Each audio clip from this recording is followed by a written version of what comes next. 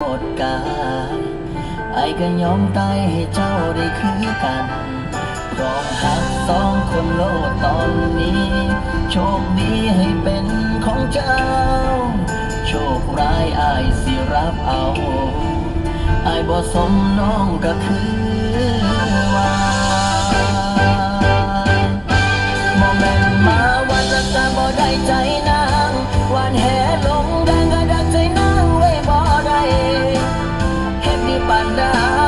เฮ็ดดีปานใดเจ้าก็บ่หัวซานั่งห้องนอนให้ย้อนสงสารใจเจ้าของน้องบ่เค